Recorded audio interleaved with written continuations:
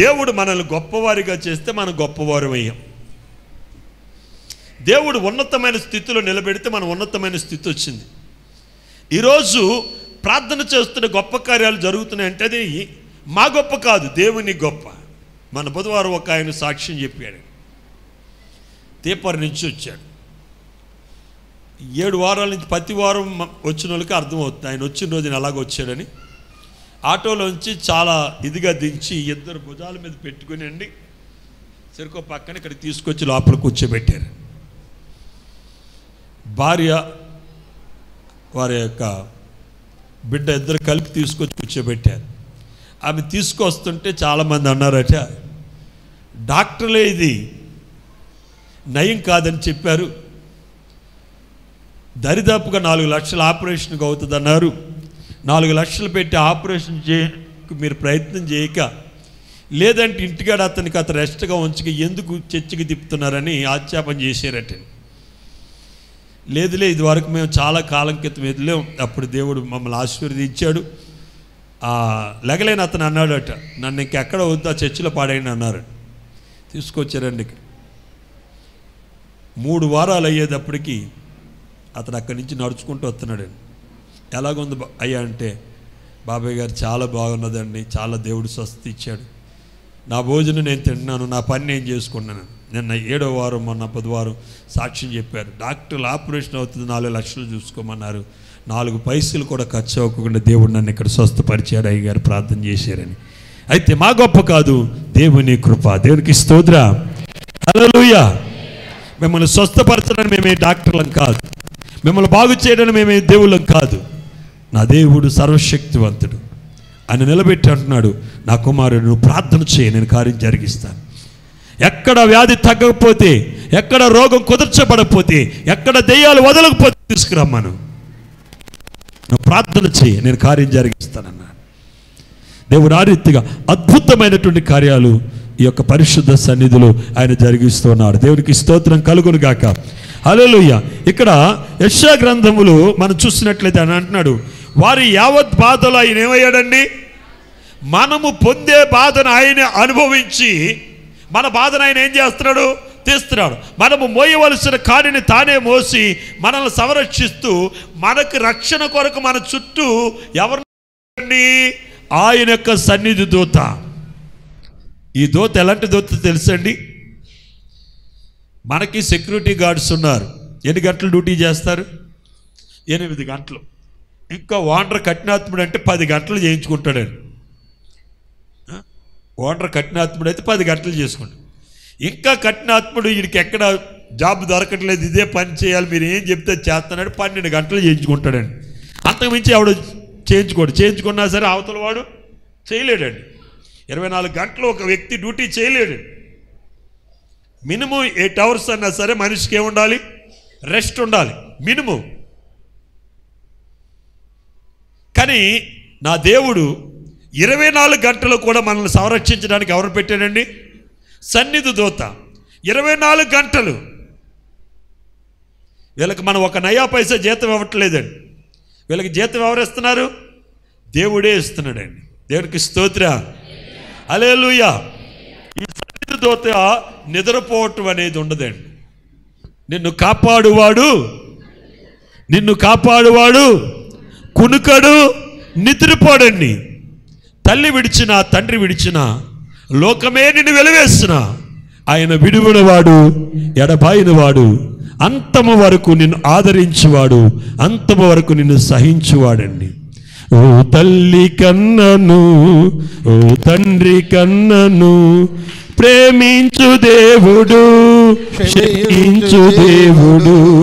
ఓ తల్లి కన్నను, ఓ తండ్రి కన్నను, ప్రేమించు దేవుడు, క్షమించు దేవుడు.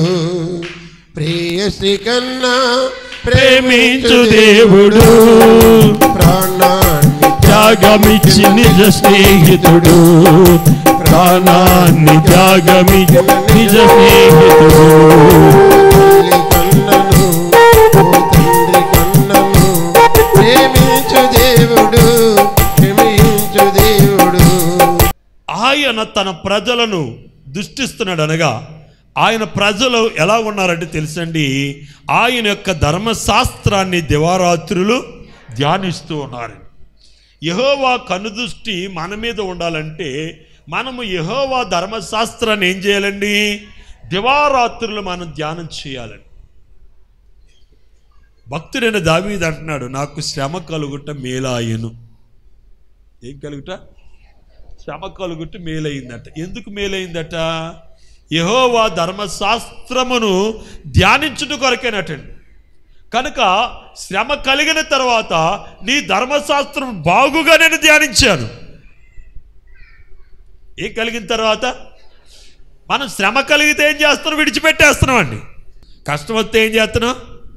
విడిచిపెట్టేస్తున్నాం. బైబిల్ లేడు, దేవుడు లేడు అని బైబిల్ ఇసిరేస్తున్నాం. ఏం కలిగితే? శ్రమ కలిగితే. కానీ శ్రమ కలిగినప్పుడు మనం ఏం చేయాలి? బహుగా దేవుని యొక్క వాక్యమును మనం ధ్యానం చేయాలి. బహుగా దేవుని యొక్క వాక్యాన్ని మనం ధ్యానం చేయాలి. బహుగా దేవుని సన్నిధిలో గడపాలి. గడిపితే మన శ్రమకు తగిన ప్రతిఫలం దేవుడు మనకు అనుగ్రహిస్తాడు. దేవుడిచ్చి ప్రతిఫలం, మన శ్రమ ద్వారా 10 రూపాయలు పోగొట్టుకున్నాం అనుకోండి, మనం దేనికోసం ఆశపడతాం? ఆ 10 రూపాయలు దొరికితే చాలు అని ఆశపడతాం. ఒక 10 రూపాయలు పోగొట్టుకుంటే ఏం చేస్తాం చెప్పండి? ఒక 10 రూపాయలు పోయింది అనుకోండి, ఏం చేస్తాం? ఆ 10 రూపాయలు దొరికితే చాలు అనుకుంటాం. శ్రమ కలిగిన తర్వాత దేవుడు ఏం చేస్తాడు తెలుసండి? 2 అంతలు ఆశీర్వదిస్తాడండి. ఎవడైతే దేవుని సన్నిధిలోకి వచ్చి కనిపెడతాడో, దేవుని యొక్క వాక్యాన్ని ధ్యానం చేస్తాడు, నా శ్రమలలో నువ్వు తోడై ఉన్నావని ఎవడైతే నమ్ముతాడో వాడికి దేవుడు ఏం చేస్తాడండి? డబల్ ఆశీర్వాదం ఇస్తాడు. అలా కాకుండా శ్రమలు కలిగినని మనం కృంగిపోయి వాటి కోసం మనం అక్కడ ఇక్కడ ప్రయత్నం చేసామంటే 10 దొరుకుతుందో లేదో తెలియదు, కానీ ఇంకా మన శ్రమ వేస్ట్ అయిపోద్ది. కొంతమంది అంటారు 10 రూపాయల కోసం ప్రయత్నం చేసి 100 రూపాయలు పోగొట్టుకున్నానండి అంటారు. పోగొట్టుకున్న 10 రూపాయల కోసం ఏం చేశాటండి? ప్రయత్నం చేసి ఎంత పోగొట్టుకున్నాడటండి? 100 పోగొట్టుకున్నాడట. ఎక్కడ చేశాడు ప్రయత్నం? లోకంలో చేశాడు. కానీ దేవుని సన్నిధిలో నీకు శ్రమ కలిగినప్పుడు, కష్టం కలిగినప్పుడు, నీకు బాధ కలిగినప్పుడు దేవుని సన్నిధిలో నువ్వు కలిపి ఆయన యొక్క ధర్మశాస్త్రాన్ని ధ్యానం చేస్తే ఆయన నీకేం చేస్తాడని 2 అంతల ఆశీర్వాదం. నమ్ముచున్న వారు 2 చేతులు పైకెత్తి గట్టిగా దేవుని స్తోత్రం చెప్పండి. హల్లెలూయా, హల్లెలూయా. అతి గొప్ప దేవునికి తప్పట్లు కొట్టి మహిమపరుద్దాం. ఇక్కడ భక్తుడైన దావీదు అంటున్నాడు చూడండి, కీర్తనల గ్రంథము 119వ దావీదు కీర్తన.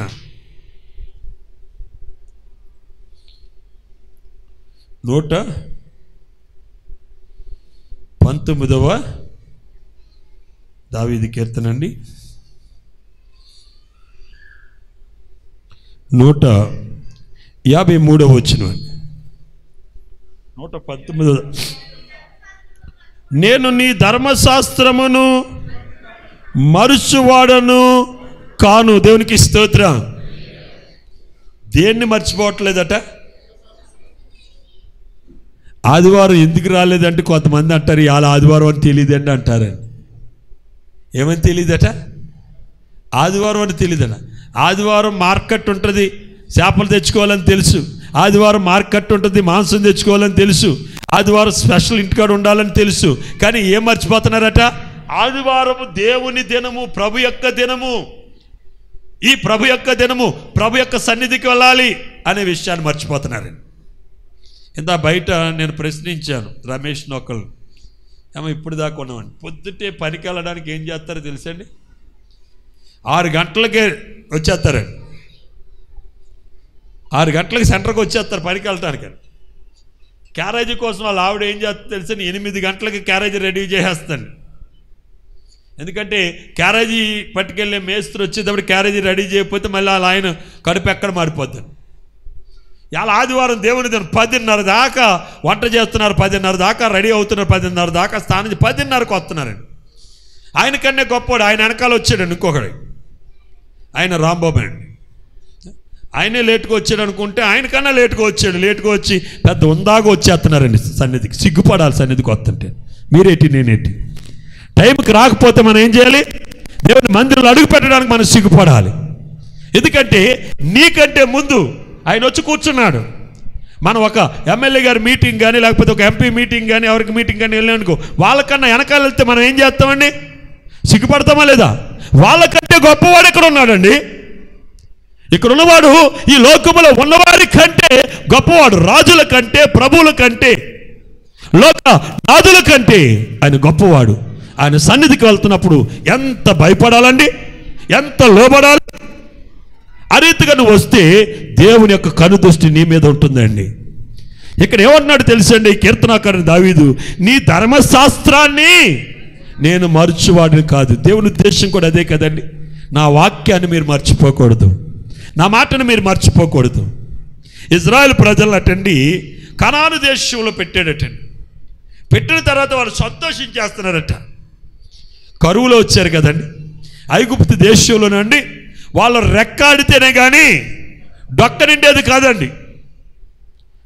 వారు బానిస బతుకులు బ్రతికారండి. బానిసలుగా ఉన్నటువంటి ఇజ్రాయెల్ ప్రజలు దేవుడు కానాను దేశం తీసుకొచ్చి యజమానులు చేశాడండి. ఎవడు ఎంత దున్నుకుంటాడో అంత భూమి ఇచ్చాడండి. ఆయన పంచి ఇచ్చిన తర్వాత కూడా ఇంకా ఏం మిగిలిందటండి? భూమి మిగిలిపోయిందట. నీకు 10, నీకు 20, నీకు 30, ఎవడు స్థాతు కొలిది వాడు అడిగితే వాళ్ళకి ఇచ్చేగా ఇంకా భూభాగం మిగిలిపోయిందటండి. అంత ఇచ్చేసిన తర్వాత దేవుడు అంటున్నాడు, ఇదంతా మీకు ఇచ్చాను కదా అని మీ హృదయం గర్వించి ప్రాణమా తిను త్రాగు సుఖించంటే మరలా మీకు ఆ బానిస బతికి వచ్చేస్తుంది. కనుక మీరు నేను చేస్తున్న మేళ్ళు ఉన్నాయి, నేను చేస్తున్న వాగ్దానాలు ఉన్నాయి, నేను మీకు నియమించిన కట్టడలు ఉన్నాయి, విధులు ఉన్నాయి, నా ధర్మశాస్త్రం ఉంది. దానిలో ఉన్నటువంటి ప్రతి మాట కూడా మీరు ఇంట్లో కూర్చున్నప్పుడు, మీరు పొలంలో పని చేస్తున్నప్పుడు, మీరు మార్గమున పోతున్నప్పుడు, మీరు పడుకునేటప్పుడు వాటిని మీరు జ్ఞాపకం చేసుకోండి. అవి మీకు జ్ఞాపకం ఉండడానికి మీ నొసటకు బాస్కములాగాను మీ చేతులకు కంకణాల్లా కట్టుకోమన్నాడండి. ఇక్కడ ఈనేసి ఇక్కడ విడిచిపెట్టేమంటలేదండి, చదివేసి అక్కడ విడిచిపెట్టేమంటలేదు. చదివిన వాక్యము, విన్న వాక్యము, ప్రకటించిన వాక్యము మీ నొసటకు బాస్కలాగా ఉండాలి, మీ చేతుకు కంకణాల్లాగా ఉండాలి. ఎప్పుడైతే అవి ఆ రీతిగా మీరు కట్టుకొని వాటిని మీరు ధ్యానం చేస్తున్నారు, దాని అర్థం ఏంటంటే నీవు ఆయన మాటలను మర్చిపోలేదండి. తినటమైనా మర్చిపోవాలి, తాగటమన్నా మర్చిపోవాలి, కానీ దేవుని సన్నిధిని మట్టుకు మనం మర్చిపోకూడదు. దేవునికి స్తోత్రం కలుగును గాక. హల్లెలూయా, హల్లెలూయా. అందరు గట్టిగా ఆమేన్ అని చెప్పండి, గట్టిగా చెప్పండి. ఇక్కడ భక్తుడైన దావీదు అంటున్నాడు చూడండి, 153 వచ్చిన మరొకసారి చదవమ్మా. ఏటమ్మా? నేను నీ ధర్మశాస్త్రమును మరుచువాడను కాను. దేవునికి స్తోత్రం కలుగును గాక. ఆమేన్. ఏం మర్చిపోవట్లేదటండి? ధర్మశాస్త్రాన్ని మర్చిపోవట్లేదటండి. ధర్మశాస్త్రం ఏమున్నాయి? ధర్మశాస్త్రాలు ఏమున్నాయి? దేవుని కట్టడలు ఉన్నాయి, దేవుని ఆజ్ఞలు ఉన్నాయి, దేవుని నియమ నిబంధనలు ఉన్నాయి. అంత మాత్రమే కాకుండా ధర్మశాస్త్రం మన బ్రతుకే ఉందండి. మన బ్రతుకు దేని మీద కట్టబడాలి? ధర్మశాస్త్రం మీద కట్టబడాలండి. వాక్యం అనే బండ మీద మనం కట్టబడాలి. వాక్యం అనే బండ మీద మనం కట్టబడితే ఎన్ని శ్రమలు వచ్చినా, ఎన్ని శోధనలు వచ్చినా సరే మనం చెక్కు చెదరము. శోధనలు రావని ప్రభు చెప్పట్లేదు, శ్రమలు రావని ప్రభు చెప్పట్లేదు, కష్టాలు రావని ప్రభు చెప్పట్లేదు. వీటన్నిటిలో కూడా నేను మీకు ఎలా ఉంటానన్నాడండి? తోడై ఉంటానని ప్రభు చెప్తూ ఉన్నాడని. కనుక ప్రియమైనటువంటి వాళ్ళరా, యెషయా గ్రంథము 49వ అధ్యాయం 13 వాక్యం చదవండి. శమనొందిన తన జనుల యందు జాలిపడి తన జనులను ఏం చేశాడటండి? ఓదార్చి ఉన్నాడటండి. ఎవరిని చూడమన్నాడు? ఆకాశమా ఉత్సాహధ్వని చేయి, భూమి సంతోషించుము, పర్వతములారా ఆనందధ్వని చేయండి, ఎందుకంటే నా జనులకు నేను చేసింది మీరు చూస్తూ ఉన్నారు. ఈ లోకములో ఏ దైవము తన ప్రజల కోసం చేయలేదు, ఏ దైవము తన ప్రజలను ఓదార్చట్లేదు. అందుకే మరి ప్రవక్త అయినటువంటి మోషే, దైవజనుడైన మోషే అన్నాడు, మన దేవుడు మనకి సమీపముగా ఉన్నట్లు ఏ గొప్ప జనాంగమునకు ఏ దేవుడు సమీపముగలేడండి. మన దేవుడు ఎంత సమీపంగా ఉన్నాడు తెలుసండి. కీర్తనాకారుడని దావీదు అంటాడు, నా ప్రభు నా కుడి ప్రక్కన నీడలాగా ఉన్నాడు. దేవునికి స్తోత్రం, హల్లెలూయా. తండ్రి అని పిలిస్తే ఆయన ఎలా పిలుస్తున్నాడండి? తనయుడా అని పలుకుతుంది. తండ్రి అని నే పిలువగా తనయుడాయని తా పల్కెను. తండ్రి అని నే పిలువగా తనయుడాయని తా పల్కెను. ఆదుకొనును అన్ని వేళలా కన్నీరంతయు తుడిచివేయును. ఆదుకొనును అన్ని వేళలా కన్నీరంతయు తుడిచివేయును. ప్రార్థన యేసుని సందర్శన పరమ తండ్రితో సంభాషణ. ప్రార్థన యేసుని సందర్శన పరమ తండ్రితో సంభాషణ. మోకరించి ప్రార్థించగా సమీపంగా వేచేయును. మోకరించి ప్రార్థించగా సమీపంగా వేచేయును.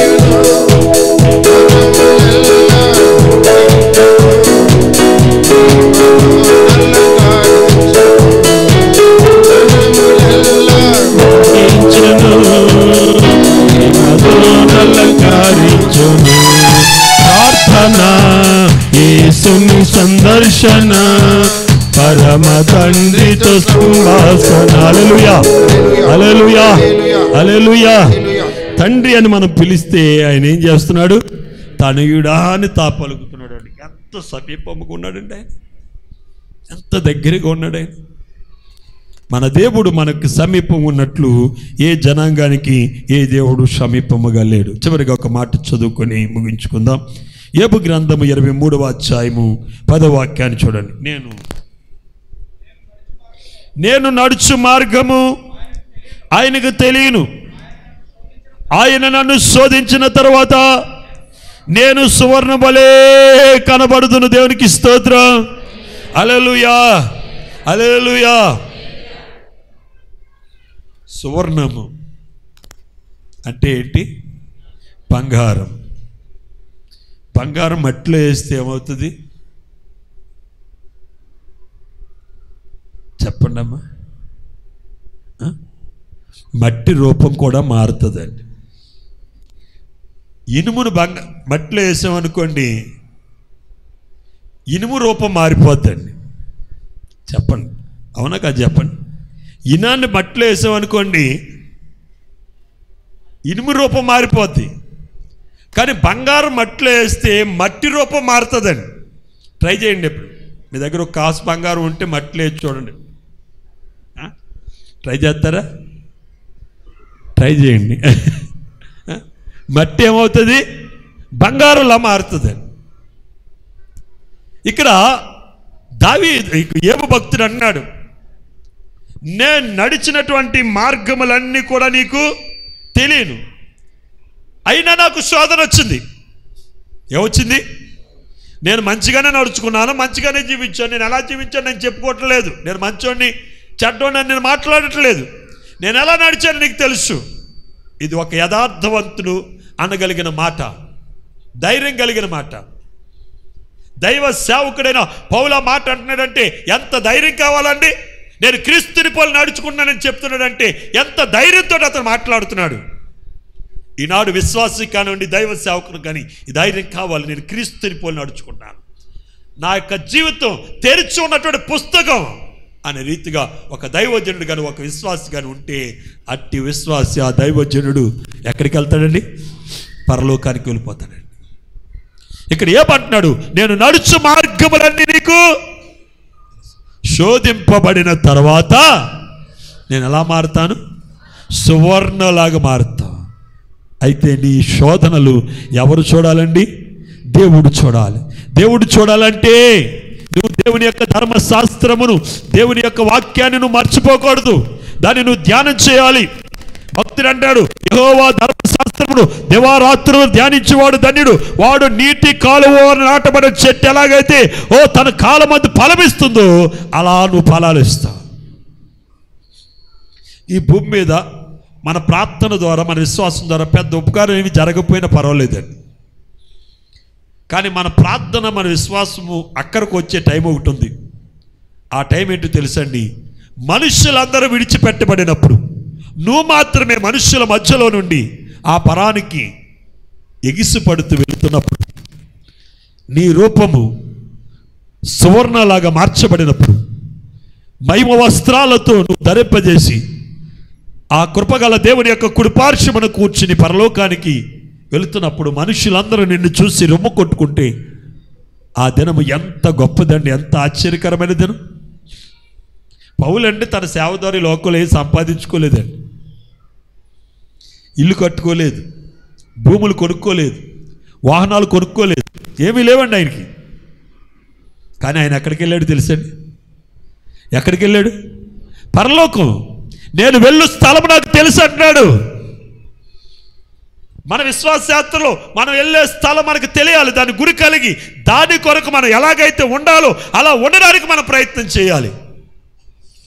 ఈ ప్రయత్నంలో ఎన్ని కష్టాలు వచ్చినా, ఎన్ని ఒడిదుడుకులు వచ్చినా ఆయన చెయ్యి మనం విడిచిపెట్టకూడదు. ఒక్కనాటికి మనం అందరం ఎక్కడికి వెళ్తాం? పరలోకి వెళ్తాం. ఆ భాగ్యము మీ అందరికీ కూడా కలుగు చేయాలనేది అనునిత్యం నా ప్రార్థన. నా మాటలు మిమ్మల్ని కొంచెం నొప్పించినా సరే వాస్తవాన్ని నేను మాట్లాడుతున్నాను. దేవుని చిత్తాన్ని మీకు తెలియజేస్తున్నాను, దేవుని ఉద్దేశాన్ని మీకు తెలియజేస్తున్నాను. ఎందుకంటే ఆయన మన కొరకు ప్రాణం పెట్టింది. ఎందుకంటే మనం అందరం కూడా పరలోకానికి వెళ్ళాలి. నిశ్చయంగా అట్టి కృప, ఆ కృపగల దేవుడు మనందరికీ దయచేయను గాక. అందరూ మోకరించండి, ప్రార్థన చేసుకున్న ప్రభుని అడుగుదాం. నాయన, నీ వాక్యము చదివేవానిగా, నీ వాక్యం వినేవానిగా, లేక నీ వాక్యం ప్రకటించేవానిగా నన్ను చేయటం కాదు, కానీ నేను ఏ వాక్యమైతే చదువుతున్నాను, ఏ వాక్యమైతే నేను ప్రకటిస్తున్నాను, ఏ వాక్యమైతే నేను వింటున్నాను, ఆ వాక్యము నాయనా నాలో నెరవేరాలి ప్రభా. నేను నీ చిత్తానికి నేను పూర్తిగా బద్ధుడిని. నీ చిత్తానుసారంగా నడుచుకుని ఆ కృప దయచేయనైనా. మరి నీ చిత్తానుసారంగా నడిచినప్పుడు మాకు కష్టం వచ్చినది కష్టంగా ఉండదు, శ్రమ వచ్చినది శ్రమగా ఉండదు, శోధన వచ్చినది శోధన కూడదు. ఎందుకంటే నువ్వు మాకు తోడై ఉంటానని వాగ్దానం చేసావు ప్రభునైనా. దయచేసి మమ్మల్ని కనికరించండి. ఎవరు మట్టుకువారు నోరు తెరిచి అడగండి. పరిశుద్ధుడు అయిన తండ్రి, ప్రేమ కలిగిన దేవానికి వందనాలు చెల్లిస్తున్నా. నీవు నా బాధను దృష్టించి ఉన్నావయ్యా, నా ప్రాణ బాధలను కనిపెట్టి ఉన్నావు. అందుకే నేను నీ కృపను బట్టి ఆనందపడుతున్నాయి, నేను సంతోషిస్తున్నాను. అవునైనా మేమందరం నీ కృపను బట్టి ఆనందించి సంతోషించి వారిగా మమ్మల్ని చేయని ప్రభునైనా. ఎత్తబడిన వాక్యము ప్రభునైనా, ప్రకటింపబడిన వాక్యము ప్రభునైనా ఏదోనైనా భూమి మీద పడి అది నిష్ప్రయోజనము కాకుండా నేను మంచి నేలను పడ్డ విత్తనము, ఒకటి 30 దంతులు, ఒకటి 60 దంతులు, ఒకటి 100 దంతులకు ఎలాగైతే ఫలించిందో ఆ రీతిగా ఫలింపజేసి నేను కూడిన మమ్మల్ని అందరినీ కూడా నిరాకడకు సిద్ధపరచమని నేను ప్రార్థన చేస్తున్నాను. మేమందరం ఒక్కనాటికి నేను మధ్యాకాశంలో ఎదుర్కొని ప్రభునైనా నీతో కలిసి ఆ పరదేశికులకు మేము ప్రవేశించిన అక్కడ ఆనందించే భాగ్యం మీరు దయచేయండి. వారు లేని పొంచిన చీకటి శక్తులు అయిపరిచినైనా నీ సన్నిధి క్రాంతి, నీ ఒక క్రాంతి మాలో ప్రసరింపచేయమని నైనా మా కొరకు ప్రాణం పెట్టిన యేసు శ్రేష్టమైన నామములో ప్రార్థించి స్తుతించి బతిమాలి పెట్టుకున్నాము తండ్రి. ఆమేన్.